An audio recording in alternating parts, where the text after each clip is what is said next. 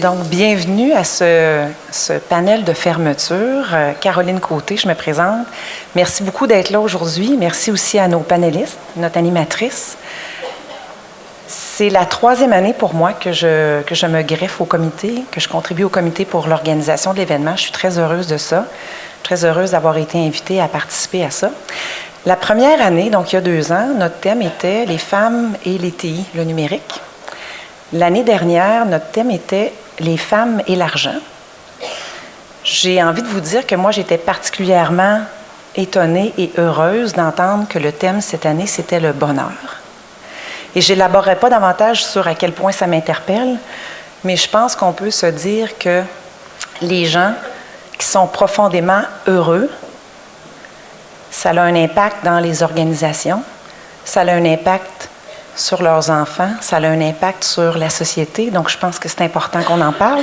Très heureuse d'être ici pour ouvrir le panel avec vous cet après-midi. Donc, je vais vous présenter nos panélistes. Et on a demandé les bios courtes, mais vous comprendrez qu'ils sont un petit peu longues parce que c'est des femmes qui ont quand même un bon parcours professionnel. Donc, je vous lis les biographies. Donc, Christine Filgiano, qui est complètement à l'autre bout ici. Christine compte 30 ans d'expérience en immobilier et gestion de placement. Dans son rôle actuel, elle est responsable de la gestion de portefeuille global d'Ivanhoé Cambridge, s'assurant de l'optimisation de la relation rendement-risque à travers une allocation d'actifs efficiente. Elle est entrée à la Caisse de dépôt et de placement du Québec en 2010 en tant que vice-présidente dette immobilière afin de s'occuper du repositionnement de la filiale immobilière Otera Capital et de son portefeuille en conformité avec sa nouvelle politique de placement. Elle a ensuite été chef de cabinet auprès du président et chef de la direction de la Caisse de dépôt. Avant d'être nommée à son poste actuel, Mme Filgiano a successivement occupé les postes de vice-présidente principale et chef des risques et vice-présidente principale stratégie et opérations, bureau Amérique du Nord chez Ivanhoé Cambridge. Je vais reprendre mon souffle. Christine Filgiano a commencé sa carrière en tant que prêteur en immobilier commercial auprès de grandes institutions financières telles que la Banque CIBC, la Banque Scotia et la Banque financière Desjardins-Laurentienne. En 2000, Mme Filgiano est devenue vice-présidente service à la clientèle chez Letco, Brosseau et Associés, une firme indépendante spécialisée dans la gestion de placements institutionnels. Au fil des ans, Christine Filgiano a prêté son expertise professionnelle à de nombreux comités et conseils d'administration.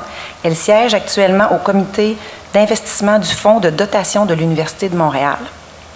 Titulaire d'un baccalauréat en commerce international et finances de l'Université Concordia, Mme Filgiano détient également le titre d'analyste financier agréé ainsi que les désignations d'administrateur de sociétés certifiées et du Directors College. Mme Mélissa Gilbert. Mélissa Gilbert occupe le poste de vice-présidente exécutif Affaires financières, actuariat corporatif et gestion des risques à la Capitale Assurance et Services financiers depuis décembre 2018. Au cours des 9 dernières années, elle a occupé consécutivement les postes de vice-présidente et chef de la direction financière chez Optel, le poste de vice-présidente finances et technologies de l'information chez Nordas Tello, ainsi que le poste de première vice-présidente et chef de la direction financière chez R3D Conseil. Auparavant, elle a travaillé 3 ans comme directrice en conseil transactionnel pour Ernst & Young à Calgary. Mélissa a également occupé des postes de gestion des finances chez Engrenage Provincial et Taléo. Dans ces diverses fonctions, elle a participé à plusieurs acquisitions d'entreprises, à des plans d'investissement et de redressement, à l'ouverture de filiales à l'international et au premier appel public de Taléo sur le Nasdaq. Mélissa a reçu le prix Relève d'excellence 2012 du réseau HEC, le prix Arista Jeune Cadre du Québec en 2015, remis par la Jeune Chambre de commerce de Montréal, et elle fut finaliste dans la catégorie relève d'affaires au concours des As de la finance de FEI Canada 2017. Au cours de sa carrière, elle s'est également impliquée sur différents comités et conseils d'administration. Elle est administrateur de sociétés certifiées et comptable professionnelle agréée. Madame Marie-Huguette Cormier. Marie-Huguette Cormier est première vice-présidente ressources humaines et communications au sein du mouvement Desjardins, et ça depuis 2016. Elle y œuvre depuis 30 ans et a occupé des postes dans plusieurs secteurs, notamment le développement des affaires, le marketing, les dons et commandites, la gestion de la marque et l'expérience client. Reconnue pour son leadership humain et inspirant, elle a piloté de nombreux dossiers de transformation culturelle. Détenant un bac en administration et MBA spécialité marketing management de l'Université Laval, elle a aussi connu un impressionnant parcours olympique en participant aux Jeux olympiques de Los Angeles en 1984 et à ceux de Séoul en 1988 à titre d'escrimeuse. Vous attendiez que je vous le dise, hein? Moi aussi, quand je lisais, j'étais comme « Oh, wow! » Très impliquée auprès de nombreux groupes et comités, les domaines du sport, de la santé et de la cause féminine lui tiennent particulièrement à cœur. Actuellement, Mme Cormier est notamment membre du Conseil d'administration du Sport de Québec et présidente du comité de gouvernance. Elle est aussi, depuis juin 2019, membre du Conseil d'administration du Comité olympique canadien.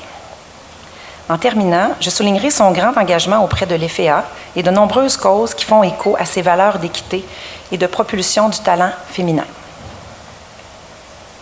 Mme Lucie Blanchet. En tant que première vice-présidente à la direction particulier expérience client, Lucie Blanchet est responsable de l'ensemble des activités destinées aux particuliers. À ce titre, ses responsabilités s'étendent de la gestion du réseau des planificateurs financiers, des succursales du centre de contact client, à la gestion des produits et de la tarification, aux stratégies de distribution et de marketing, ainsi qu'au développement de la banque numérique. Mme Blanchet s'est jointe à la Banque nationale en 2002.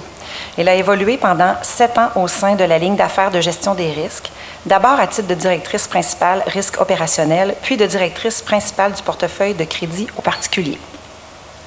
Depuis, elle a occupé différents postes de gestion au sein du secteur particulier et entreprise, notamment en tant que vice-présidente, développement hypothécaire, réseau spécialisé, vice-présidente vente et services particuliers et entreprises et plus récemment, première vice-présidente distribution, solutions et processus. Mme Blanchet est comptable professionnelle agréée et possède plus de 25 années d'expérience dans l'industrie bancaire. Avant de se joindre à la Banque nationale, elle a travaillé à la Banque de développement du Canada, de même qu'à la Société générale et au Crédit lyonnais, 2 banques européennes. Elle a débuté sa carrière chez KPMG. Tout au long de sa carrière, Mme Blanchet s'est particulièrement intéressée au développement de ses ressources. Elle valorise le travail d'équipe efficace et en fait l'une de ses plus grandes priorités afin de susciter des innovations inclusives et productives dans le cadre de toutes les activités professionnelles. Outre ses activités à la banque, elle se consacre à sa passion pour les causes reliées à la jeunesse. Et pour terminer, Sophie Lemieux, qui est notre animatrice de panel aujourd'hui. Sophie Lemieux est membre de l'équipe des marchés institutionnels et responsable du service à la clientèle auprès de clients institutionnels chez Fiera Capital. Madame Lemieux compte une vingtaine d'années d'expérience dans le domaine de la finance et des communications. Son expérience comprend des postes de direction, relations d'affaires pour un gestionnaire de portefeuille, de conseillère en communication pour une institution financière et d'analyste pour une caisse de retraite. Elle a également été journaliste, lectrice à la chaîne Argent du groupe TVA de 2004 à 2016. En plus de cumuler des fonctions de journaliste et de chef d'antenne à LCN et TVA Nouvelles. Sophie Lemieux est diplômée de l'Université Laval. Elle détient un baccalauréat en administration des affaires, option finance, ainsi qu'une maîtrise en finance. C'était beaucoup d'informations, hein? Alors maintenant, je vous laisse à notre animatrice et nos panélistes. Merci. Merci beaucoup, Caroline. Non, mais son travail était beaucoup plus complexe que le mien, parce que le mien, dans le fond, c'est « Mesdames, êtes-vous heureuses? » C'est tout. J'étais vraiment contente que, je remercie d'ailleurs Clément, Nicole, Caroline d'avoir pensé à moi pour animer ce panel-là.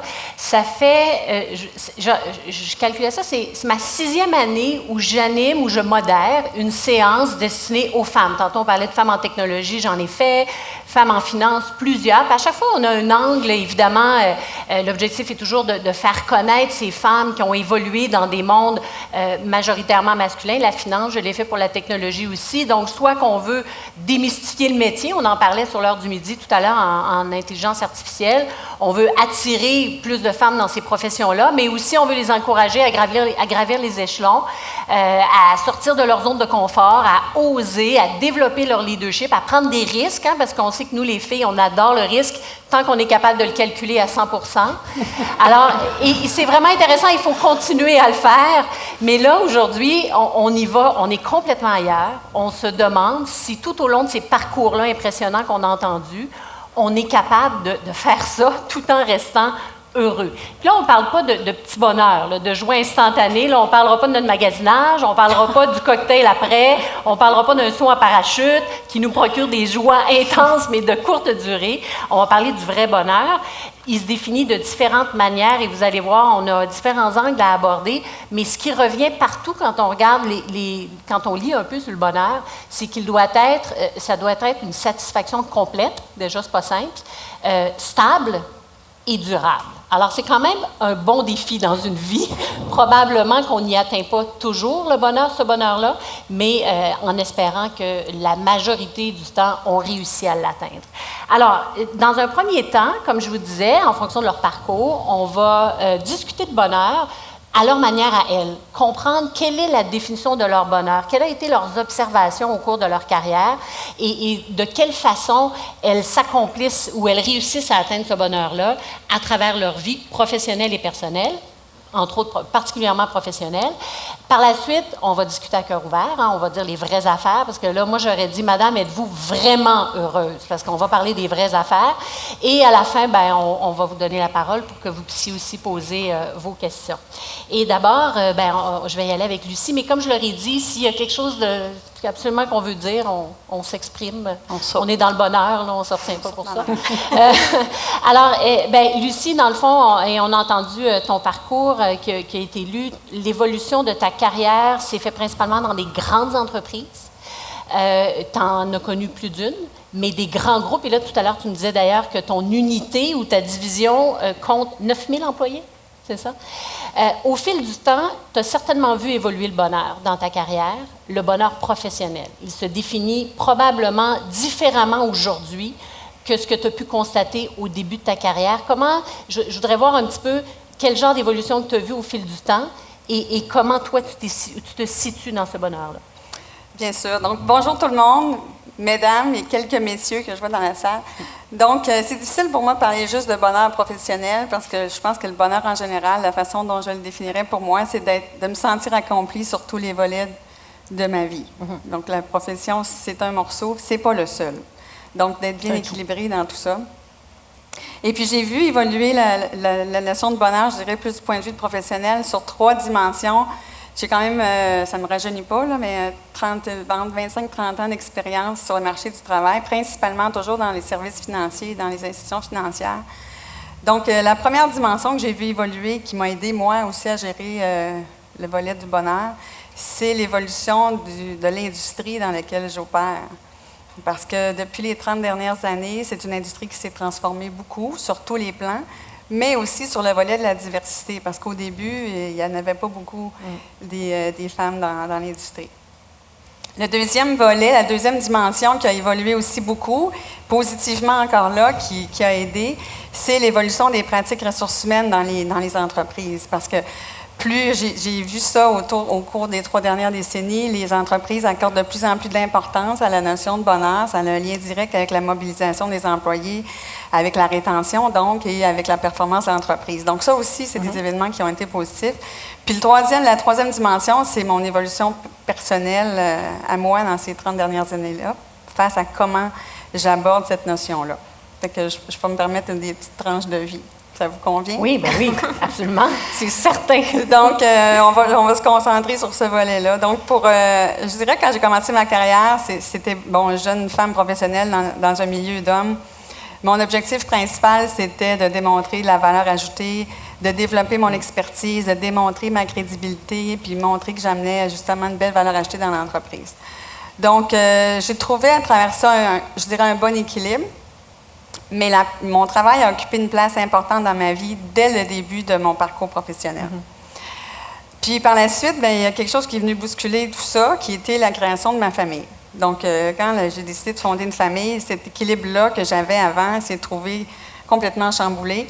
Et puis, au début, tu penses que tu es capable d'y arriver en ne changeant rien. Puis finalement, je me suis aperçue qu'il fallait que je change quelque chose. Donc, j'ai vécu à l'époque ce qu'on appelait un burn-out. Aujourd'hui, on appelle ça l'épuisement professionnel. À l'époque, là, je vous parle, ça fait 20 ans. Okay? C'était pas très populaire, on n'en parlait pas. C'était presque tabou. Donc, j'ai vécu ça un peu comme un sentiment d'échec au début. Puis, maintenant, je dis que c'est la meilleure chose qui m'est arrivée dans ma vie parce que ça m'a permis de prendre du recul tôt dans ma carrière puis d'apprendre aussi beaucoup de choses. Puis je vais vous les résumer rapidement, là. Donc, la première chose que ça m'a permis, ce temps d'arrêt-là m'a permis de prendre du recul sur qu'est-ce qui me drivait vraiment? C'était quoi, là, qui faisait en sorte que chaque matin, ça me tentait d'aller travailler puis de donner le 100%, le meilleur de moi-même. Puis je me suis aperçue, c'est pas le contenu d'affaires ou c'est pas le sujet d'affaires, c'est vraiment le contexte. Donc, l'environnement autour duquel j'opérais. Fait que ça, je me suis donné des critères, j'ai dit ça dans le restant de ma carrière, je veux m'assurer que ces éléments-là sont présents. La deuxième chose que j'ai apprise, c'est de ne pas toujours vouloir atteindre la perfection dans tout le temps. Donc, il y a des choses on peut lâcher prise. Il y a des standards d'exigence qu'on peut baisser, que j'ai accepté de baisser parce qu'au bout du compte, ça ne fait pas tellement de grande différence, de toute façon, si tu n'atteins pas ça. Fait qu'on se met des fois, souvent, je me mettais une pression inutile sur tous les aspects. Il faut choisir, des fois, je dis qu'il faut choisir nos batailles. Ça, c'est un bon exemple. Le troisième élément, je dirais que c'est d'apprendre à dire non. Puis ça, c'est une compétence puis une habileté qui doit se développer dans le temps, tout le temps dans sa vie. Mais au début, c'est pas trop en milieu professionnel. Tu veux avancer, qu'est-ce qui se passe? Un peu la politique d'entreprise dans tout ça. Fait que ça s'apprend et on doit le faire parce que sinon, notre agenda est complètement bousculé toujours par les demandes des autres. Donc ça, c'est un autre élément. Le quatrième élément, je dirais aussi, c'est d'être capable de prendre du recul puis de garder du temps pour soi. Mm-hmm. Parce que dans tout ça, le stress, il va toujours être là. Ça, c'est quelque chose que j'ai réalisé. Je dis, regarde, tu veux que ta famille va toujours être la priorité 1, mais je veux continuer d'évoluer dans ma carrière. Il va toujours avoir du stress. Comment je fais pour adresser ça, pour le gérer? Puis je pense que personnellement, on a tous nos trucs, mais clairement, j'avais besoin de quelque chose de très concret. Puis prendre du temps pour moi, j'ai réalisé que c'est pas égoïste. Au contraire, c'est sain. Puis c'est ce qui me permettait, moi, c'est le sport puis la lecture, mais c'est ce qui me permettait le lundi matin d'arriver fraîche et disposée et tout ça. Donc, le restant de ma carrière s'est poursuivi avec... Puis ces principes-là, je les suis encore, parce qu'après ça, dans notre carrière, il y a des promotions, il y a des changements, puis tout ça. Puis il y a des périodes d'intensité au travail et des fois à la maison. Mais j'y reviens régulièrement, c'est pas un acquis. Puis, il faut se replacer là, régulièrement dans tout ça. Mais ça me guide encore. Oui, puis on va en reparler tantôt, là, mais il y a juste une question qui me vient. L'ajustement que tu as dû faire pour ajuster ton bonheur, il a été bien perçu par les employeurs ou l'employeur où tu étais, parce que c'est un changement également d'attente envers son employeur là, qu'on impose. Oui, mais je te dirais, pour être bien transparente, que ça m'a fait changer d'employeur. Il y a eu un changement d'emploi. C'est correct. Mais c'est correct. Alors, parfait. Donc, de toute façon, on va revenir sur tout ça parce que je suis certaine qu'il y a des expériences à peu près similaires. Merci beaucoup, Lucie. Marie-Huguette, quand on lit ton parcours, c'est sûr qu'on pense à un esprit sain dans un corps sain. Là, j'entendais parler de perfection. Je vais avoir beaucoup de difficultés à être convaincue que tu n'es pas perfectionniste. Non, mais pour moi, honnêtement, un athlète olympique, honnêtement, c'est le summum. Parce que la petite coche entre aller aux Olympiques puis pas y aller, là, il est là. Puis ça demande une discipline, selon moi, une maturité et un grand sens de l'organisation, en plus du talent sportif. Donc, ma question du bonheur, c'est, premièrement, est-ce qu'il est très exigeant, ton bonheur? Et est-ce que tu t'imposes certaines limites? Et j'imagine que ce guide-là, d'un esprit sain dans un corps sain, va te suivre toute ta vie. Là. Oui, et puis il y a bonjour tout le monde. Il y a des choses similaires avec Lucie. C'est sûr que, moi, j'ai une vie un peu stable, dans le sens que je suis avec le même homme depuis 33 ans. Je suis chez Desjardins depuis 30 ans. J'ai 2 grandes filles qui ont été nageuses pour le Rouge et Or, donc dans le sport aussi, ça faisait suivre les compétitions et tout ça. Moi, il faut savoir, j'ai été attirée par la gestion bien jeune. Là. À 12 ans, là, je savais que je devais faire mon MBA et je voulais être gestionnaire. Je ne savais pas où, je ne savais pas quand, mais c'était clair. Fait que j'ai fait ma carrière d'athlète tout en étudiant en administration, mais c'est sûr qu'en me préparant comme athlète, c'était devenir une meilleure gestionnaire. Je savais que j'allais développer des aptitudes en faisant ça. C'était déjà pensé à ce moment-là. Oui, pour moi, les deux, les gens disaient, mais voyons donc, tu fais un MBA, tu continues ta carrière sportive. Ben oui, mais tout ce que j'apprends dans le sport, je vais pouvoir le transférer. Je fais une conférence là-dessus d'ailleurs. Ça, c'est un sujet en soi. Je n'aborderai pas tout ça. Mais l'idée, c'est que donc, je travaille chez Desjardins depuis 30 ans. J'ai été 8 ans professionnelle. J'ai eu mes enfants et après ça, j'ai eu 2 opportunités pour devenir gestionnaire. Et au fond, il y a comme 2-3 choses que je me suis dit au départ. C'est sûr que c'est important pour moi de me réaliser dans mon travail, mais j'avais décidé d'avoir des enfants, donc c'était très important que je voie ma famille. Et troisièmement, il y avait moi aussi là-dedans. Quand tu es un athlète, tu es obligé d'avoir un petit compartiment moi, hein, alimentation, entraînement, parce que c'est ta machine qui te permet de performer. Alors, j'ai quand même eu 12 ans d'entraînement à prévoir du temps pour ça, même quand j'étudiais ou j'avais une vie sociale. Ce qui fait que ça m'a toujours guidée. Fait que moi, je vais aborder les 3 petits morceaux, là. Donc, d'abord, le travail. C'est sûr que j'adore travailler, mais pour moi, travailler, c'est pourquoi j'ai été attirée par la gestion, parce qu'il y a un objectif à atteindre. Je suis un petit peu portée sur le résultat, on ne se le cachera pas. Il y a un objectif à atteindre, il y a une équipe animée pour atteindre un objectif. Donc, j'ai souvent changé de domaine, moi. Oui. J'ai commencé en marketing, mais je suis allée dans les opérations, en technologie. J'ai été en communication et là, je suis aux ressources humaines depuis 3 ans. Je ne suis pas une fille de ressources humaines. Donc, on m'a souvent dit, il me semble que tu serais bonne là-dedans. Vous pensez que je peux? Ben, moi, la prise de risque, quand tu es athlète, tu en prends beaucoup des risques. Hein?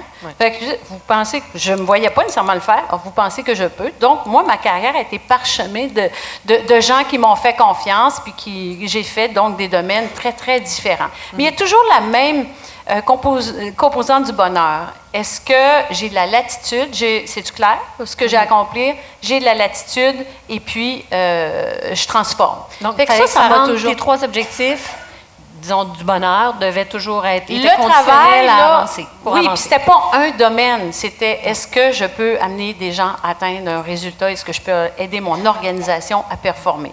Moi, s'il y avait ça... As-tu à refuser des occasions parce que ça ne correspondait pas? Tu savais que tu allais trop dévier de ton bonheur, c'est-à-dire que j'ai déjà été dans une position inconfortable. C'est pas arrivé souvent. Moi, j'étais vraiment chanceuse. J'ai eu des bons patrons. Mais il est arrivé un moment où j'étais pas à l'aise. J'ai levé la main. Est-ce que je peux aller ailleurs? Okay. Et j'ai fait un changement de cap dans un autre domaine complètement. Mais on m'a dit, OK, vas-y. Fait que oui, à ce moment-là, je l'ai demandé. Donc, sur le plan du travail, je carbure à amener des équipes à atteindre des résultats. Mais en même temps, pour moi, la famille, c'était très important. Mais il faut se rappeler, quand je suis devenue gestionnaire, puis chez Desjardins, on est 45 000 employés, puis j'ai été la première femme à monter les échelons et à être au comité de direction donc de la Fédération unique en 2002. Donc, vous comprenez, j'étais avec des hommes qui avaient des femmes à la maison, 50 ans. Moi, j'étais au début de la quarantaine. T'étais jeune, oui.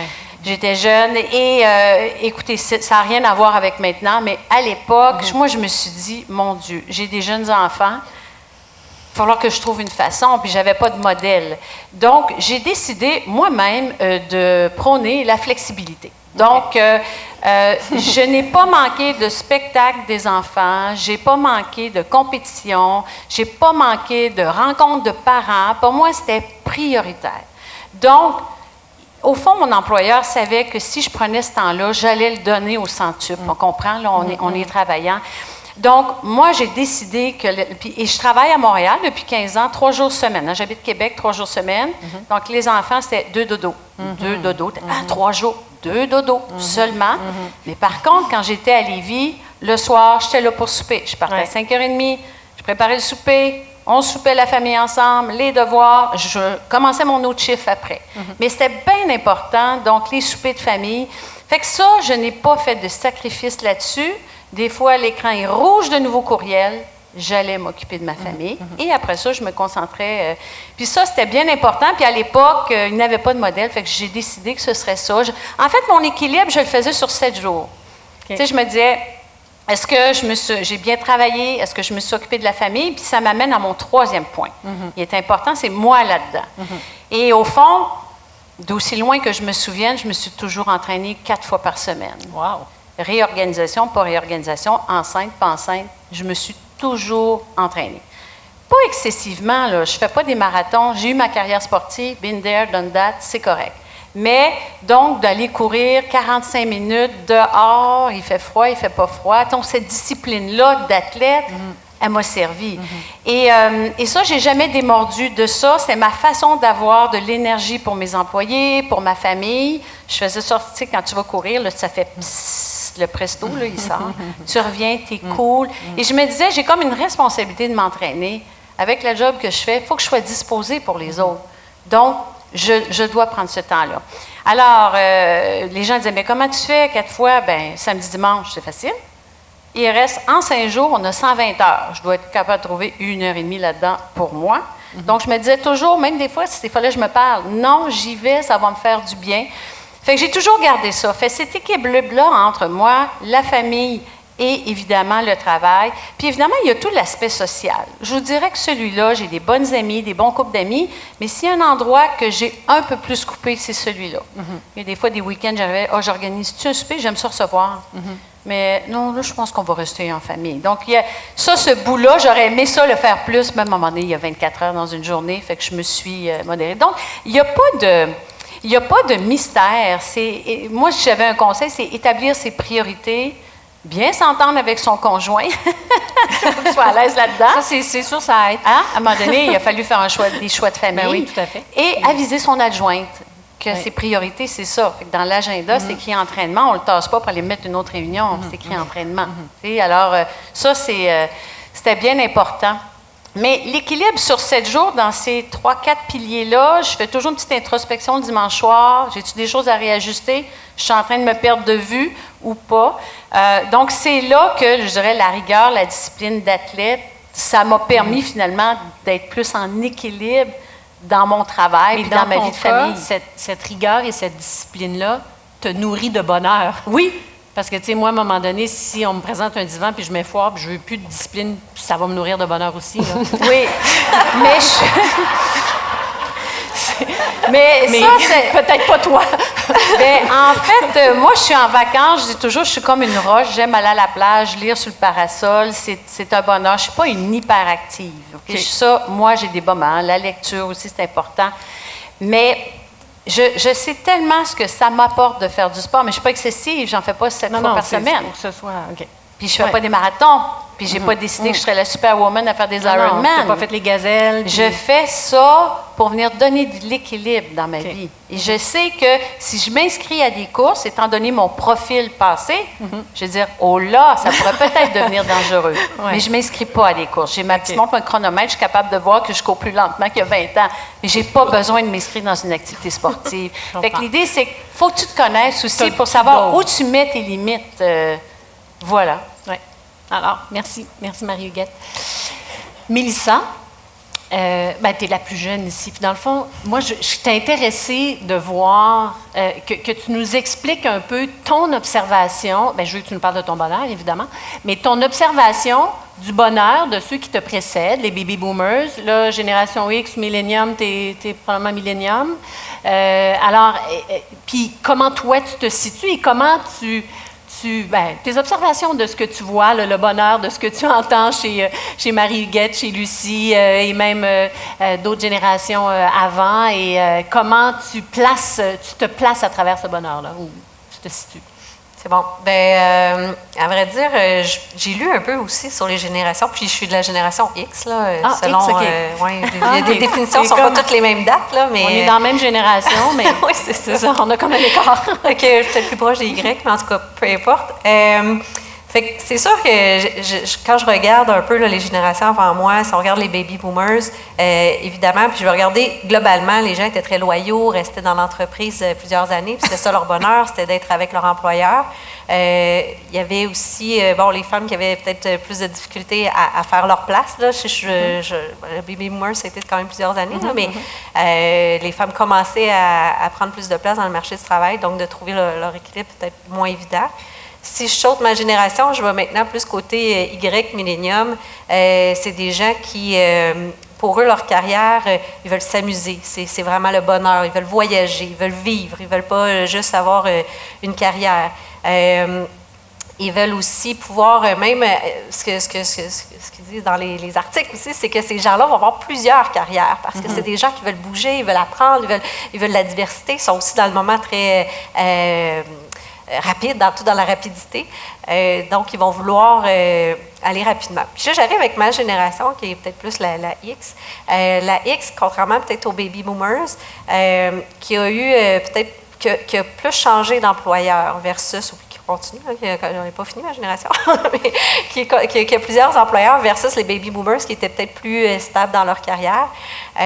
Donc, moi, vous avez vu un peu dans mon parcours, moi, j'ai fait plusieurs endroits. Pour moi, c'est important, ça fait partie de mon bonheur, c'est d'apprendre, de progresser, d'être stimulé, d'avoir des défis. Ça peut arriver toute une carrière dans la même organisation, puis de retrouver ça. Mais bon, pour moi, je n'étais pas chez Desjardins non plus. À Desjardins, il y a quand même beaucoup de variétés. C'est gros. Fait que pour moi, c'était beaucoup ça.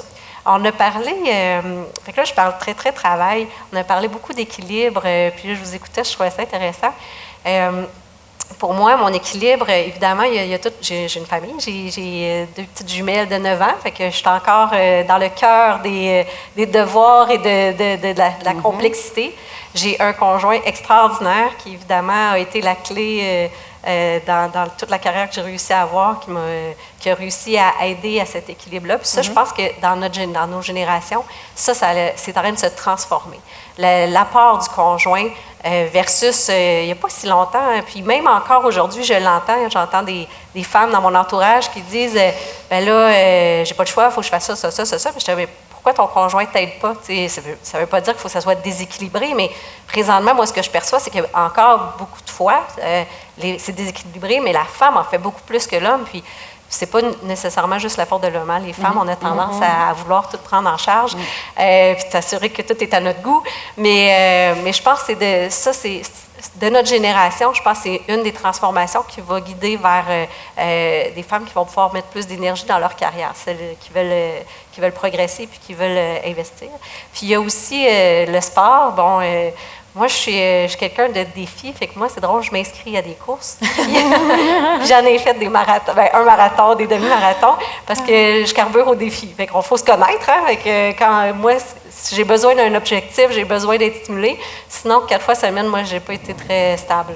Des fois, pendant tous les hivers, je m'entraînais pas, mais c'est de me fixer des objectifs. Puis, j'ai mis ton idée de l'introspection aussi, de s'assurer de se dire, à un moment donné, de se dire, est-ce que je lis cet équilibre-là? Ça, je pense que c'est important de continuer de le faire. On ne le fait pas tout le temps, mais de s'assurer de trouver... Puis on n'a pas tous le même équilibre. Il y en a que pour eux, ça va être plus de temps avec la famille, moins dans la carrière, plus de temps dans les activités sportives. Mais c'est de se respecter soi-même dans notre équilibre à nous. Puis ça ressemblerait pas mal à ça. Merci. Merci, Mélissa. Et Christine? En fait, puis là, vous le voyez, le bonheur, bien, en fait, ce que je réalise, il y a vraiment une constante. Il faut vraiment identifier nos priorités puis s'assurer qu'on les retrouve, ces priorités-là, tout au long de notre vie. Je pense que c'est le secret pour que ça soit stable et durable. Mais ça se définit quand même de façon très, très différente. Puis quand je parlais avec Christine, quand on s'est parlé au téléphone, vraiment, ça m'est venu assez naturellement en l'écoutant parler. Des fois, on va dire, ça, c'est une vocation. On va parler d'une infirmière, on va parler d'un médecin, on va parler d'une préposée aux bénéficiaires. Elle a une vocation, les gens qui aident les enfants handicapés. Bon, c'est comme évident. Mais en écoutant Christine, j'ai dit, mais c'est une vocation. Christine, tu as une vocation vraiment dans le cadre de ton travail, dans le fond, tu es fiduciaire de l'argent des autres. Oui. Mais ton bonheur est très cérébral, très intellectuel. Tu as besoin de ça. Oui, ça m'a pris du temps à réaliser ça.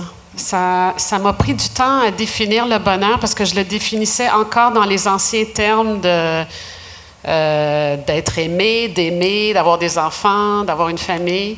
Et j'ai réalisé très tard dans ma carrière que j'avais un sentiment très fort de vocation fiduciaire depuis toujours.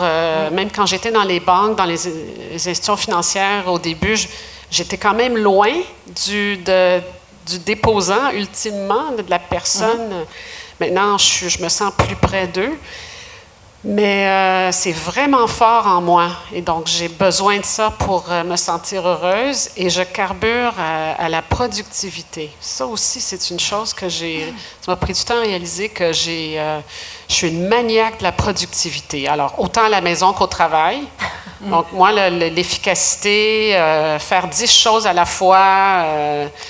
là où je peux optimiser, j'optimise. Donc, ça m'a toujours servi. Ça rend mon mari fou. Oui. mais j'ai besoin de ça. J'ai besoin de ça. Et puis, je pense que le bonheur, c'est de réaliser, d'accepter qu'il y a des choses qui nous rendent heureuses. Et puis, c'est correct si c'est le travail.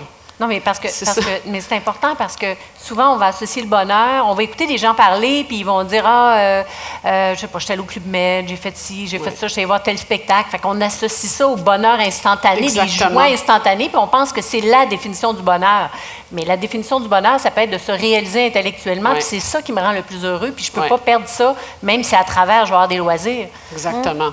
Ah non, moi, j'adore un défi intellectuel, régler des problèmes, plus c'est complexe. J'ai été élevée un peu comme ça. Mon père était beaucoup comme ça.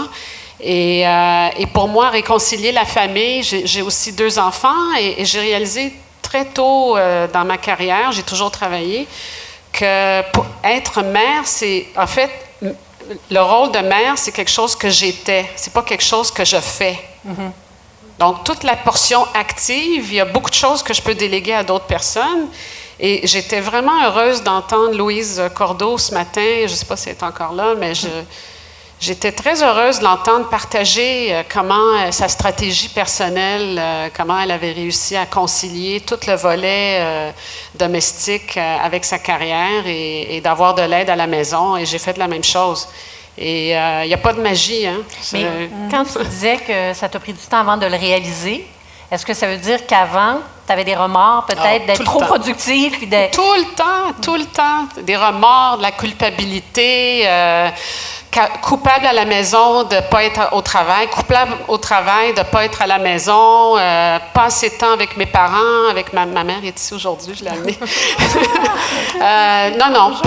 Pas assez de temps avec les amis, donc ça aussi, ça dérape. Je souscris à la théorie du divan, moi aussi. Alors, coupable de ne pas faire assez d'exercice. Donc, à un moment donné, il faut arrêter. Il faut arrêter de se sentir coupable. C'est ça, le bonheur aussi, c'est d'accepter qui on est avec nos défauts, de lâcher la perfection, même pour soi-même. Puis, surtout pour soi-même, souvent. Surtout pour soi-même. Oui, parce qu'il n'y a personne qui l'exige. On est notre pire ennemi. C'est nous qui mettons la barre. Oui, c'est vrai. Ah oui. On est tout à fait notre pire ennemi. Oui. Et ça a été quoi l'élément déclencheur qui a fait que tu as réalisé que, moi, mon bonheur, c'est ça, et tu as, j'imagine, senti un soulagement qui a fait que tu as accepté la situation, puis le fait d'être comme tu es, productive, efficace, qui a besoin de défis? C'est très récent, je dois vous dire. Puis ça fait 30 ans que je travaille, mais je pense que ça fait peut-être 2-3 ans. Et j'ai pris, en fait, une sabbatique de 6 mois pour être plus avec ma fille, qui avait besoin un peu plus de sa mère. Je n'étais jamais là. Et j'ai même considéré lâcher complètement, prendre ma retraite. 30 ans, je me dis, j'ai assez donné. Là. Et j'étais censée être partie pendant 10 mois, puis après 6 mois, je grimpais les murs. Je dis non, je peux pas faire ça. Pour encore 20-30 ans, là, non, il n'y en est pas question. Alors, je suis retournée au travail. C'est là que j'ai vraiment réalisé que le travail, c'est ma vie. C'est pas mauvais, c'est juste... C'est ça. Ouais. On va continuer la discussion, mais avez-vous des réactions? Vous l'avez pas mal dit au fur et à mesure sur ce que vous avez entendu ou qui frappe ou dans quelque chose que vous reconnaissez dans ce que l'une ou l'autre a dit? Oui, il y a une chose que tu as dit que j'ai appris quand j'ai eu mon expérience il y a 20 ans. Oui. C'est, puis je l'avais complètement oublié, mais tu as mis le doigt dessus, c'est de ne pas avoir peur de se montrer vulnérable et de dire qu'on a besoin d'aide. Ah oui. Parce qu'on est là, puis on pense qu'on est superwoman, là, puis on aimerait ça l'être du moins, mais it's not gonna happen. Non. Ça n'existe pas. Fait que quand on a mis ça dans notre tête, après ça, on dit, bon, OK, comment? Ça m'enlève quoi de demander de l'aide? Ça m'enlève rien. Ouais. Puis je trouve que les plus jeunes générations ont ce réflexe-là un peu plus facile. Ça peut être l'aide au niveau de la maison, mais même dans l'entreprise. Oui. Ils vont affirmer leurs limites peut dire là, j'ai besoin d'aide. Puis ça, je trouve ça sain. Je trouve ça beau de voir ça. Mais justement, je veux qu'on parle un petit peu plus de la vulnérabilité. Quel mot atroce, hein? C'est comme si on n'avait pas le droit de dire ça, là. C'est un sacrilège. Ça vous dit quoi, le mot vulnérabilité, là, vite comme ça, là, quand on entend ça? Quelqu'un qui dit « je suis vulnérable ». Il faut être vulnérable. Okay. Vous connaissez Brené Brown? Oui. Vous avez entendu? Oui. Elle a fait toute une thèse sur la vulnérabilité et je vous encourage à écouter son TED Talk. Elle a un livre. C'est très bon. La vulnérabilité, c'est à la base du courage. On ne peut pas être courageux si on ne sent pas la vulnérabilité, la faiblesse et ce morceau d'anxiété, les petits papillons dans l'estomac avant de rentrer dans une salle de conférence, présenter au conseil d'administration. On se sent très vulnérable. Je pense que ce qu'elle dit, c'est qu'il faut le dire, tu sais. Oui. Tu le dis, tu te sens bien. Finalement, les gens voient que tu es humain. En voyant ça, ben ils s'ouvrent. Alors, notamment sur le plan de la gestion, que quand tu files pas, ça va pas, tu as un enjeu, tu le mets sur la table, ça fait du bien à tout le monde d'entendre ça. Et mais c'est ça, comme je dis, les générations de mon âge, là, on voit que c'était plus des femmes qui devaient montrer qu'elles étaient fortes. C'est ça, alors que moi, je vois des nouvelles PVP qu'on a, puis qui sont là-dessus, vont le dire. Donc, ce que je trouve le fun, c'est que quand les voyants lisent, ça nous influence. On évolue nous autres aussi, mais c'est très sain. Mélissa, être vulnérable, c'est quelque chose que tu te permets de dire, en fait, parce qu'on comprend qu'on l'est tous à quelque part en dedans, mais la différence, c'est de l'accepter, de le dire. Je pense que c'est d'être bien dosé. Puis effectivement, moi, je trouve que ça crée la proximité avec les gens. Ça m'est arrivé à quelques reprises d'avoir des décisions difficiles à prendre ou des nouvelles pas le fun à dire à mes équipes, puis de leur montrer comment je me sentais là-dedans, puis pourquoi on en arrivait à cette décision-là. C'était de leur montrer un peu ma vulnérabilité à travers ça, puis je pense que les gens comprenaient mieux, étaient prêts à mieux l'accepter aussi. Fait que ça, je pense, ça aide. D'un autre côté, il faut faire attention de ne pas être trop vulnérable parce que, en même temps, surtout quand on a des rôles de leadership, les gens s'attendent à ce qu'on ait qu'on soit assez solide jusqu'à un certain niveau. Surtout, encore là, je pense, parce que c'était présenté dans ma bio, j'ai fait des redressements d'entreprise dans des contextes difficiles où est-ce que la compagnie est en crise à l'interne, d'être trop vulnérable devant ses employés, même si en dedans, on peut capoter aussi. On peut être à la maison, on peut avoir l'air découragé, mais avec nos équipes, il faut quand même garder ce ton-là qui est optimiste, qu'on va poursuivre, on va continuer, on va y arriver, tout en leur disant que c'est pas facile et qu'on ne trouve pas ça facile. Mais c'est de savoir bien doser, là, je pense. Parce que le danger, c'est que si on est toujours en mode protection et en mode façade, on se dénature, là, et là, on fonce droit au mur, là, j'imagine. Puis tu disais que tu as fait un burn-out. À quelque part, est-ce qu'il y avait un peu, des fois, dans le parcours avant, sens-tu que tu t'étais dénaturé d'une certaine manière ou tu n'as peut-être pas affiché, tu t'as parlé, il faut le dire qu'on est vulnérable. Oui. Donc, tu n'as pas affiché assez rapidement ta vulnérabilité, peut-être? Ah, ça, c'est sûr, parce que je faisais juste en prendre. C'est là où, à un moment donné, où ça a pété. Mais c'est pas que je me suis dénaturée, c'est que je me suis oubliée. OK. Fait que, c'est pas la même chose. C'est pas la même chose. Parce que moi, c'est what you see is what you get en général. Fait que ça, non. Mais c'est vraiment de s'oublier. Puis ça, c'est quelque chose qu'il ne faut pas que... En tout cas, moi, j'ai beaucoup appris de ça. J'essaie de garder ça. Mais c'est intéressant ce que tu dis, c'est qu'il ne faut pas tomber dans l'excès d'une part puis d'autre, parce que souvent, les femmes, en tout cas, l'FAA, ils en entendent parler, le syndrome de l'imposteur, où finalement, tu sais, ça ne devrait pas être moi qui est ici. Non, mais il ne faut pas tomber là-dedans. Il faut s'affirmer, mais montrer le côté humain, qu'on est des humains, puis on vit des choses à la journée. Mais donc, il faut faire attention aussi. C'est sûr, oui. C'est certain. Même chose avec les émotions. Mais oui, quand est-ce que vos émotions vous ont servi, puis quand est-ce qu'elles vous ont nui, si vous voulez en parler, au travail ou dans des décisions d'affaires? Avez-vous des exemples? Plein. Oui, c'est pas facile, hein? Faut choisir lequel. Vas-y. Je vais te laisser réfléchir. Les émotions, pour moi, c'est lié aussi à l'instinct. Et donc, c'est sûr que, je pense que j'ai appris qu'il faut vraiment se donner du temps de vivre des émotions, mais peut-être les internaliser en premier. Après ça, choisir notre moment pour les externaliser. Mais l'instinct est très important. En tout cas, en investissement, l'instinct est très important. Et donc, on sent des choses, on ne sait pas pourquoi on les sent, on sent un inconfort. Et pour moi, ça fait partie du jugement de pouvoir déterminer si quelque chose fait du sens ou non au point de vue affaires. Donc, moi, je le vis comme ça, les émotions. Oui. Moi, ça a été d'apprendre. Je suis quelqu'un de très passionné, puis j'embarque, puis tout ça. Puis des fois, là, c'est de réaliser que ça ne marche pas toujours comme tu veux. Là, puis c'est le trigger. C'est de comprendre c'est quoi le trigger, le déclencheur qui suscite l'émotion. Puis aussi, un coup qu'on a compris c'est quoi le déclencheur, c'est l'autre question, c'est est-ce que j'ai le contrôle dessus ou si je ne l'ai pas? Ça, c'est un élément important aussi que j'ai découvert plus tard. Il y a plein d'éléments qu'on ne contrôle pas, mais on se laisse quand même embarquer en émotif là-dessus, puis là, on perd le recul. Fait que, un coup que moi, j'ai commencé à mieux départager ça, ça m'a aidé. Ça s'apprend, mais il faut que ça te demande à prendre du recul parce que sinon, tu ne peux pas jumper sur tout. Non. Parce que c'est une grande source. Nos émotions vont être une grande... C'est très positif aussi. Bien, c'est très positif, mais aussi, effectivement, ça peut être très négatif aussi. Donc, notre bonheur au travail va être beaucoup lié à nos émotions aussi, là. Exact. C'est qu'en fait, plus on est capable d'être conscient de notre émotion, on doit resetter. Souvent, ce que j'ai trouvé, moi, dans les femmes, dans les réunions, étaient capables de lire la situation, d'écrire ce qui se passait dans la salle, l'amener au centre de la table. Mais pour ça, elle vivait, elle aussi. Mais là, tu resets puis tu dis, OK, comment je fais avancer le groupe avec ça? Fait que c'est positif, les émotions. Mais il ne faut pas on a tous appris des fois qu'on avait envoyé dans notre vie des courriels trop rapidement. Une bonne nuit de sommeil, aurait été bien, puis dire c'était pas la fin du monde. J'aurais pu l'appeler le lendemain. Ou on n'envoie pas de courriel après le cocktail. Non, mais c'est ce genre de choses, on apprend ça avec le temps. Mais il y a des choses très positives.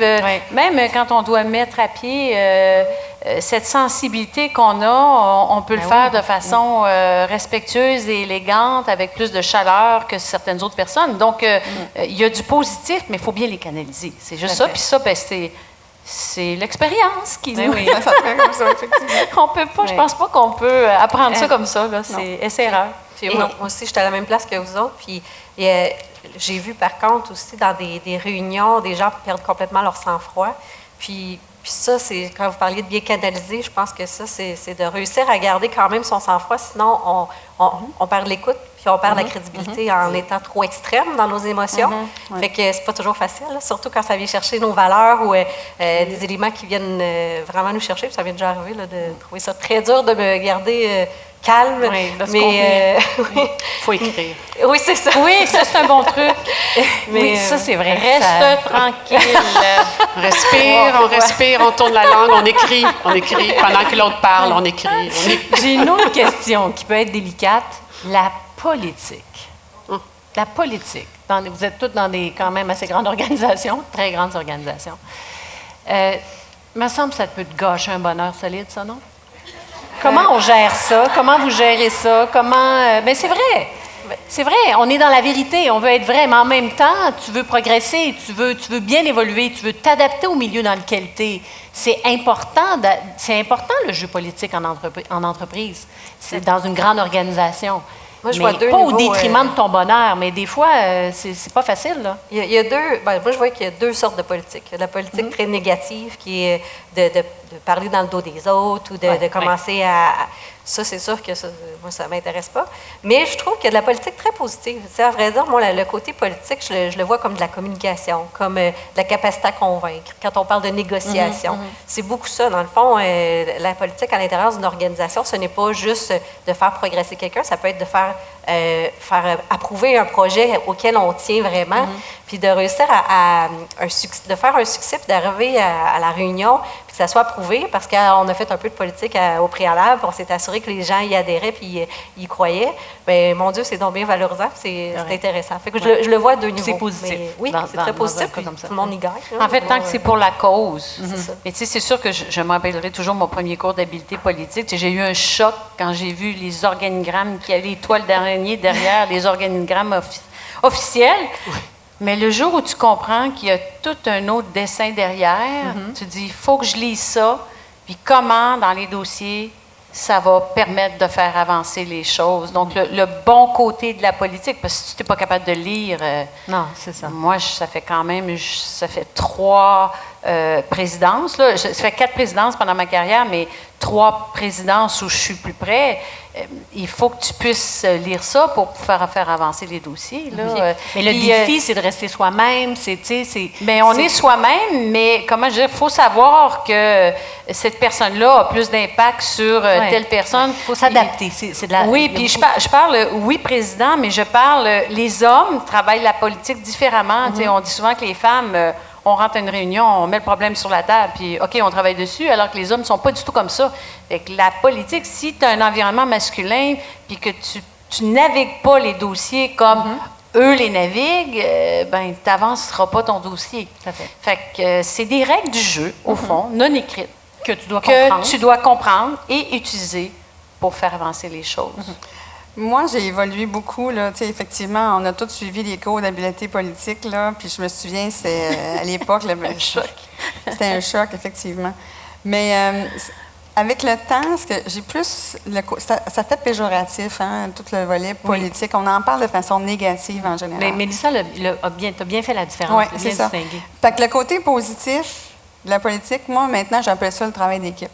Okay. Puis quand c'est de se rallier sur l'objectif commun, puis s'il n'est pas commun, c'est de comprendre l'objectif de l'autre, parce que clairement, on ne travaille pas sur la même affaire. Fait que de dénouer ces éléments-là, de susciter le dialogue au profit d'un bénéfice, d'un objectif plus global, plus commun, c'est comme ça maintenant que je le twist. Puis honnêtement, j'ai beaucoup plus de bonheur depuis ce temps-là. Oui, parce que si l'objectif n'est pas commun, à un moment donné, tu vas dire, on arrête de pousser, l'objectif n'est pas là. Exactement. Alors, on va aller faire d'autres choses plutôt que brûler du gaz. Exactement. Fait que c'est comme ça que... Christine, t'as-tu... Il n'y a pas de politique à la caisse. Je ne sais pas de quoi vous parlez. C'est vrai. Ça fait partie de la liste à ne pas parler. Okay, ils m'ont dit, les RP m'ont dit de pas en parler. OK. L'autre sujet qui, selon moi, peut aussi brimer ton bonheur dans une grande entreprise, c'est comme on appelle la cage dorée. Tu sais, des fois, tu t'empêches d'évoluer, tu t'empêches... Bien, toi, en tout cas, pas Mélissa. Mais ça, il me semble qu'on l'a tous vu, là, des gens même qui vont aller jusqu'à un burn-out parce qu'ils se sentent incapables de changer de direction dans leur profession, dans leur carrière, parce que ça implique peut-être une prise de risque, une baisse de salaire, moins d'avantages. La cage dorée, avez-vous déjà senti que vous avez été prise là-dedans? Oui. Lucie a dit oui. Tout à fait. C'est un bon point parce que quand j'ai fait ma réflexion, mon recul, je disais, qu'est-ce qui me drive vraiment? Qu'est-ce qui fait que j'ai le goût de me lever le matin pour aller me défoncer? Moi, c'est la nouveauté. Moi, c'est apprendre. Moi, si j'apprends pas, puis ça fait 3 ans que je suis dans le poste, puis je sais déjà tout, ça marche pas, je m'ennuie. Donc, un des éléments, entre autres, décisions conscientes que j'ai prises, c'est qu'à un moment donné, je m'apercevais que si je continuais dans ce poste-là, je l'étais déjà, j'appelais ça une cage en or. D'ailleurs, je t'en ai parlé quand on a fait le préparatoire. Puis une cage en or, c'est quoi? J'étais jeune, j'étais confortable dans mon poste, j'avais un bon salaire, puis ça aurait pu être ma vie, tu train va loin, mais je m'ennuyais.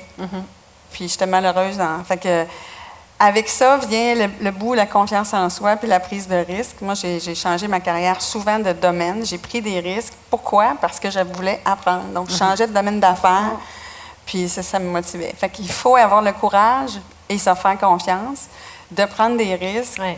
Parce que si on est dans notre cage en or jeune, ça va être long. Oui, ça va être longtemps. Très long.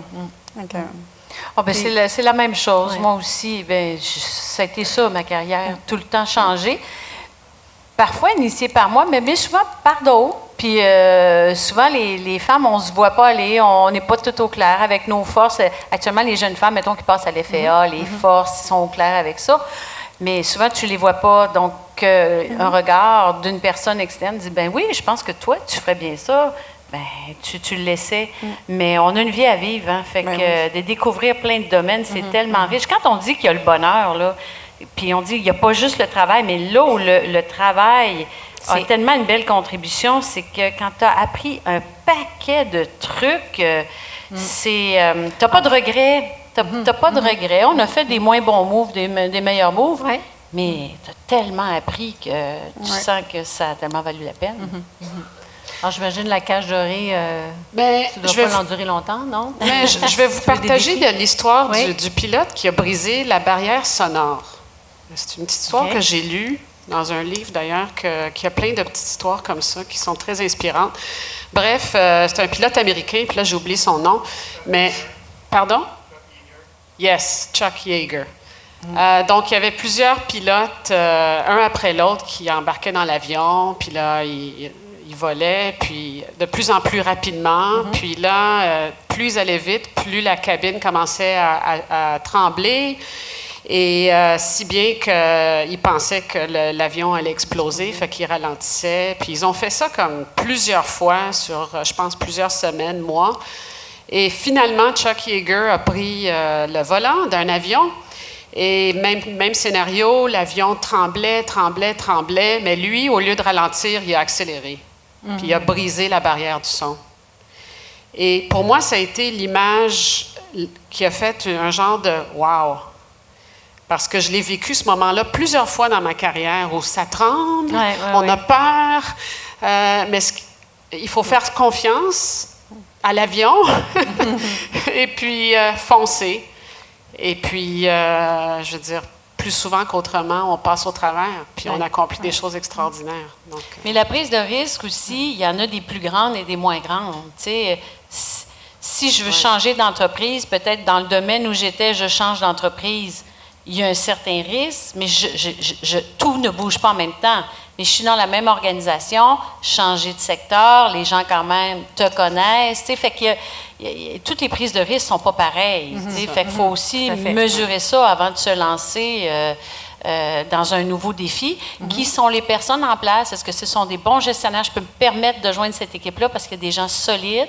Je vais apprendre. Ou, mon Dieu, ça a été des portes tournantes. Je ne connais pas le secteur, je ne m'en vais pas là. Donc, il y a ça. Il faut bien choisir aussi où on prend son risque. Oui, tout à fait. Dans votre échelle du bonheur, quelle importance? Dites-moi si c'est très important, pas du tout important ou indifférent. Donc, dans votre échelle du bonheur, quelle importance accordez-vous à l'accomplissement? Très important. Très important pour tout le monde. Le résultat. Très important. Marie-Huguette, on le sait. C'est clair. très important. Très important, les trois? Très important. OK. Le résultat est très important. Le feedback positif, est-ce que c'est nécessaire à votre bonheur? Moi non plus. Souvent, là, tu sais, on le sait, hein? On le sait quand on n'a pas fait notre meilleur shot, puis on le sait quand... tu sais, des fois, il y a des gens qui demandent toujours « donnez-moi du feedback, ce que je fais. » Les gens, là, ils vont essayer de ne pas trop faire de peine, hein? Fait mais intérieurement, là, on le sait quand est-ce qu'on n'a pas... Mais peut-être pas en début de carrière. Tout le temps? Tout le temps? Oui. OK. D'abord, les femmes sont souvent critiques par rapport à elles. Fait que, tu sais, on sait souvent. Alors, moi, quand quelqu'un me fait un feedback positif, je suis là, je le prends, c'est un bouquet de fleurs, là, parce qu'en général, je vais me dire, là-dessus, j'ai laissé. Fait que, mais c'est pas nécessaire, parce que je pense que quand on est axé résultat, puis l'accomplissement est important, ta récompense vient de là. Si la gang est heureuse, les résultats sont atteints, ça te donne ton énergie, c'est ton feedback. Mais quand on parle de feedback, ça voudrait dire qu'on demanderait souvent, bon, c'était-tu correct? Moi, je dis, j'en ai pas tant besoin que ça. Moi non plus, j'en ai pas tant besoin. Non, je ne suis pas comme ça. C'est peut-être parce que c'est la question de la vocation. Pour moi, le travail, c'est réaliser une responsabilité que je sens envers l'autre personne. Et donc, quelque part là-dedans, je cherche à faire plaisir à cette autre personne-là. Et donc, j'ai besoin d'avoir le feedback positif que oui, ça a marché,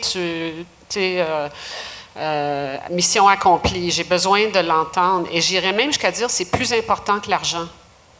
Et j'ai senti des fois dans ma carrière des années où j'ai eu un bon boni, puis mais zéro commentaire positif, puis je me sentais vraiment poche. OK.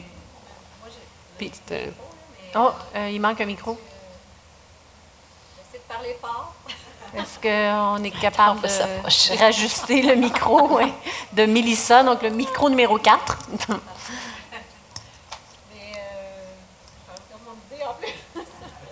Mais attends, mais garde ton idée, parce qu'ils vont arranger ton micro, là, sûrement. Ah, je pense qu'il va t'apporter un micro-bâton. Mais Marie-Huguette, j'allais te demander, comme patron, t'en donnes du feedback positif? Ben moi, j'arrête pas de faire ça. Mais je ne suis pas quelqu'un qui va dépendre de ça. Parce que mon feedback, là, si je vois des sourires, si je vois des gens fiers, si je vois que mon patron a l'air heureux, même s'il m'a pas dit « Hey, Marie-Huguette, t'as fait une bonne job », c'est là où je dis « Bien sûr, je veux un environnement positif, mais en fait, je vais le chercher partout où je le vois. Je suis capable de le capter. » De le saisir, J'ai déjà eu une femme que j'avais nommée gestionnaire, puis elle était professionnelle, puis après sa première année, on avait dit « De quoi es-tu fière? » Puis elle avait dit « De rien, j'étais professionnelle, il me semble que j'avais du feedback, là, je suis gestionnaire. » Mais j'avais dit, il faut que tu le vois. Il faut que dans ce que tu regardes, les réactions, c'est toi-même qui vas aller le décoder. Il y a plein de signaux qui te disent que les affaires vont bien, puis parler avec les gens. Mais moi, je pense d'un feedback des gens qui dépendent toujours de quelqu'un qui leur dit « T'es belle, t'es fine, t'es capable. » là? Non. Moi, non, c'est clair, je ne suis pas comme ça. Okay. Tu as retrouvé ton idée? Oui, j'ai trouvé. Je pense que, tu sais, on parle de feedback, mais en vrai dire, en tout cas, je le vois beaucoup comme de la reconnaissance. Ce n'est pas nécessairement un feedback, mais c'est plus de sentir que ton travail est apprécié. Puis, comme tu le mentionnais, ça peut passer par plusieurs façons. Ça peut être de se faire donner un autre dossier, puis tu te dis, hey, ça, c'est parce qu'il me fait confiance. Fait que, puis, c'est sûr que, tu sais, effectivement, moi aussi, j'en donne du feedback à mes équipes. Je trouve ça important, mais pour mes équipes, mais c'est sûr qu'à travers ma carrière, je dirais que ça fait quand même quelques années que j'ai plus vraiment un feedback là, au quotidien. Là. J'ai de la reconnaissance, je vois s'il y a de quoi qui n'a pas bien marché, on voit des résultats, on a peut-être plus accès aussi, on est plus en contrôle de nos dossiers. Fait que moi, je pense que j'appellerais ça plus la reconnaissance indirecte qui demeure là, mais qui demeure importante. Mais je pense que quand tu gravis des échelons, tu sais, à un moment donné, plus on est jeune dans la carrière, plus le patron à proximité t'en donne plus. Une forme de coaching mais derrière plus ça, tu montes, tu sais, c'est ça. Mais si tu dépends de ça, tu trouves le temps long. C'est pour ça que tu développes l'habilité à le voir, à le détecter. Okay. Mais la plus concrète de feedback, pour moi, c'est le prochain défi qu'on me donne. C'est that's it. Oui, c'est vrai. C'est ça. C'est un bon point. Je continue dans mon échelle du bonheur. Donc, les bonus, les récompenses. Moyen. Moyen. C'est pas le top de la liste. Non. Sentiment d'utilité. Pas le bas de la liste non plus. Sentiment d'utilité, oui. Les vacances, Marie-Huguette. Mais les vacances, moi, je prends mes vacances. Non, je sais. Je fais des Cet été, c'était un petit peu plus difficile, on se l'avouera. Oui. Mais les vacances dans votre échelle du bonheur? Très important. Très important. Le temps. Oui. Le temps? Très important. Moi, c'est pas tant les vacances que justement le temps, ça peut être les week-ends. Tu sais, un week-end de 3 jours, des fois, ça peut faire plus de la différence qu'une vacance d'une semaine, puis déranger 10 fois, puis ça peut... Moi, les vacances, c'est très important. J'accepterais une baisse de salaire pour plus de vacances. OK. Oui, c'est bien ça. Là, j'en ai 2 autres. La relation avec votre patron. Très important. Très important. Très important. La Avec confiance. vos employés, donc, j'imagine, égal? Oui. Et les activités entre collègues en dehors du bureau? C'est important, mais on ne passe pas assez de temps dessus, je pense. On a peu de Les temps. relations sont très importantes. C'est important d'être heureux avec les gens avec qui on travaille, parce qu'on passe tellement de temps ensemble. Puis je pense que ça passe toujours... on rentre à la maison parce que... On a une famille. On a une famille. Mais c'est important. C'est important, mais dans les faits, c'est moyen, moi. Parce que dans l'action, c'est des choix que je fais. Moi aussi, je fais le choix du social. Je ne peux pas tout donner tout le temps. Là, partout. Non. Avez-vous des questions?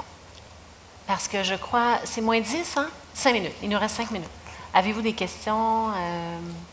On a tout dit? Littéralement.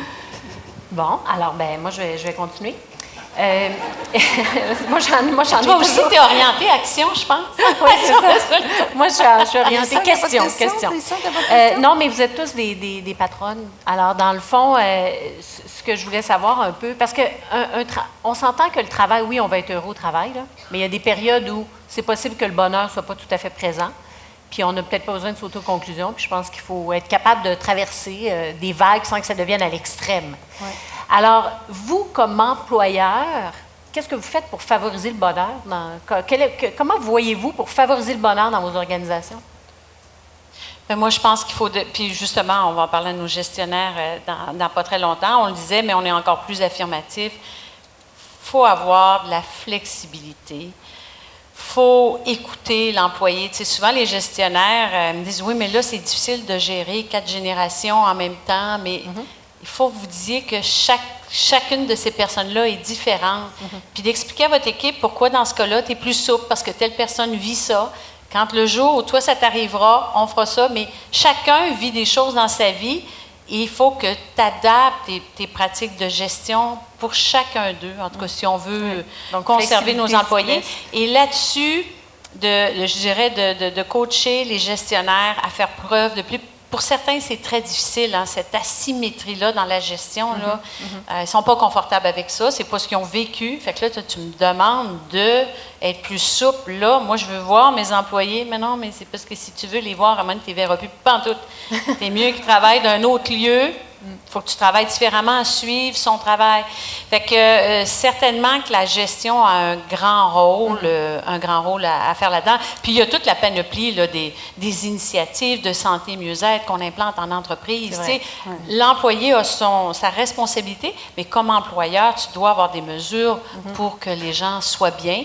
Ça, c'est une affaire, le gestionnaire et l'employé. C'est comme une triade, ça. Christine, excuse-moi, Mélissa. Non, c'est correct. Ouais, tu peux être Christine. Vas-y, Mélissa. J'allais dire, pour moi, ce que je pense qui est important pour nos équipes, c'est de l'écoute. C'est de l'écoute active, puis de pas juste dire, OK, 5 minutes, je t'écoute, mais d'être vraiment, puis de s'impliquer par rapport à nos employés. Puis un des éléments que j'ai trouvé, en tout cas dans mes équipes, qui avait apporté beaucoup de bonheur, c'était la collaboration, le travail d'équipe, puis aussi de ne pas hésiter à parfois remanier des tâches. Tu sais, des fois, il y a des gens qui sont moins dans leurs intérêts. Je dis toujours, asseoir la bonne personne sur la bonne chaise. Des fois, ce n'est pas nécessairement de changer de chaise, des fois, c'est ça. Mais des fois, c'est aussi juste de bouger, de dire, cette personne-là, elle a des forces là-dedans, je vais y en donner plus, je vais y enlever ça, l'autre est meilleur là-dedans. Puis, je pense que ça, là, ça rend du bonheur dans mes équipes habituellement, là, parce que les gens font des choses par lesquelles ils sont motivés. Parler de projets, de nouveaux dossiers, de progresser, d'apprendre. Fait que de laisser nos équipes continuer de progresser. Puis ça demande de connaître ses employés. C'est ça. Oui, c'est ça. Être proche. C'est la chose la plus difficile à faire, c'est gérer une équipe. Puis, je travaille en construction de portefeuille avec des concepts financiers complexes, puis c'est rien par rapport à ce que c'est de motiver une équipe, de s'assurer que tout le monde se sent mobilisé, comblé, respecté, que la confiance règne pour qu'on puisse accomplir plus de choses. On ne peut pas être heureux, nous, si les gens autour de nous ne sont pas heureux. Donc, c'est toujours cette dynamique-là. En fait, moi, c'est beaucoup. Il ne faut pas sous-estimer notre rôle comme gestionnaire là-dedans. Puis, ce que je vois qui porte fruit, c'est vraiment l'écoute puis la compréhension. T'sais, chacun, dans nos vies, on vit des moments, des fois difficiles personnellement ou professionnellement. C'est les deux. Puis, des fois, l'employé a besoin de verbaliser ça puis de sentir que son gestionnaire comprend puis est ouvert puis il est prêt à y donner du lousse, des adaptations, etc. Fait que ça, c'est un volet sur lequel on a le contrôle, sur lequel on peut agir facilement puis qui a un grand, grand levier. Merci. Merci beaucoup, mesdames. J'ai une dernière question, parce que dans le fond, vous ne m'avez pas répondu à ma première question initiale. Êtes-vous vraiment heureuse? Ah oui. Oui! Absolument. Oui, on est heureuse, Sophie. Merci beaucoup. C'est vraiment intéressant. Merci.